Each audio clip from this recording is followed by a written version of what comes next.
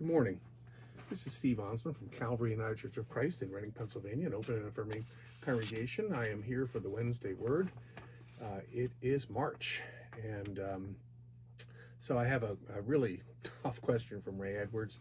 He's a member over at Emmanuel UCC in Shillington. Great guy. Very, very challenging.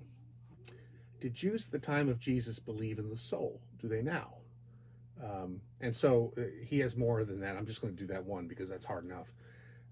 So first of all, I want to say that this is not my area of expertise. And under 7 minutes isn't enough time to fully answer the question. So if you're watching or you watch this and you have a better answer or more information, I hope you will kindly and gently let us know in an educational way so that we can all learn from each other. And to begin with, the term soul is often equated with Socratic style philosophy, often confused by many with the spirit from a Christian perspective. So today's question, however, it kind of gives us a third option, the soul in first century Judaism. There's no unified theory about the soul among Jewish thinkers in this time, this period. And remember, there's a lot of different ways in which we can understand New Testament writing. As Dr. Amy Jill Levine reminds us, the New Testament was, for Jews at that time, part of their history, and we have to remember that. The church was Jewish in that time. The Gospels, the books, the letters are all part of that.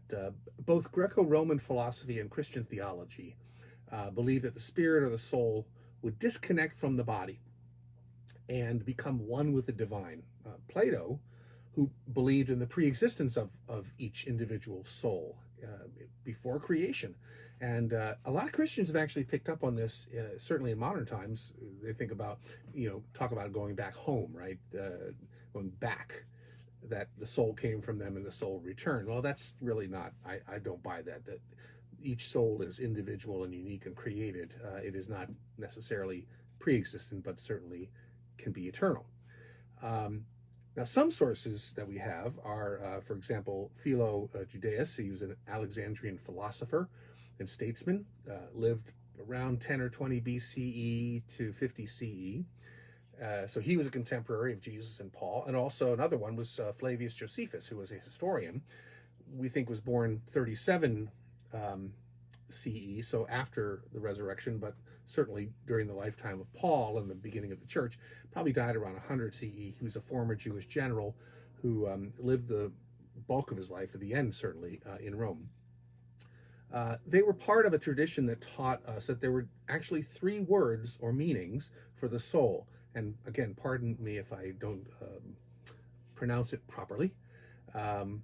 Neshama, Nefesh, and Ruah.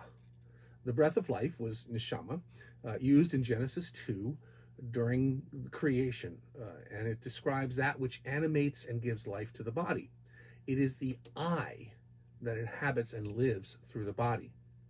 That's the first one. Nefesh is often used to mean a person or a living being, the self that makes you an individual, your individual soul.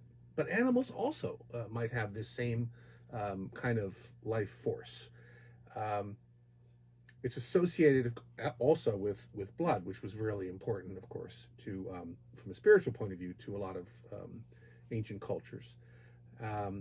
Also a life source. Ruah is the one that I'm most familiar with, as it is used in Christianity. Can be understood as wind or breath. And when the body dies, Ruah leaves the body. Both Josephus and Philo, probably, Philo, sort of synthesized some of the Greco-Roman philosophy of their time with their Jewish theology. Both writers, in fact, in some of the records we have from them, use the story of Balaam from the book of Numbers. It's an interesting story where the angel speaks through a donkey or a mule. The talking donkey is inhabited by the spirit or the soul of an angel. And all of these writers were probably influenced by Cicero and Plutarch, Greco-Roman authors who lived not too long before and after those who we've mentioned already. one idea was that the soul was most powerful when one was sleeping or when one was dead. Dreams, divine inspiration, visions coming during one's sleep were considered most powerful and true messages from God. By the Middle Ages, the Jewish philosopher Maimonides was similar to Aristotle, emphasized the soul as being connected to the intellect, and the highest reward in the afterlife consisted of purely intellectual contemplation of the divine, without the burden of the body and the duties of earthly life. Today, Judaism teaches very shortly, and I looked this up a couple of websites. One of the best explanations was My Jewish Learning, that the soul and the body are one, and that what one does with the body, one does to the soul. Paul writes about the body being the temple of the soul as well. So self-care is really important, and that's why things like tattoos are not allowable in traditional Judaism, because it considered it marring the body and therefore marring the soul. Whether you believe that or not, it just is one thought that I found. Without the soul, we become like golems. They're the thing that nightmares are made of. And Adam was considered the first golem and was made real when God breathed into him.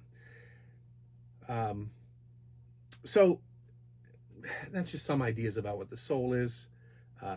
That's all I have today. What do you think? Send me an email, a message, or call. I'm always looking for more questions. I've got a few more weeks of questions, but then I need more. Please send them to me, and I'll do my best to use them on a Wednesday Word to try to get a good explanation, understanding of them under 7 minutes. So stay safe, wash your hands, keep your distance, wear your mask, and I'll see you next week. Thanks.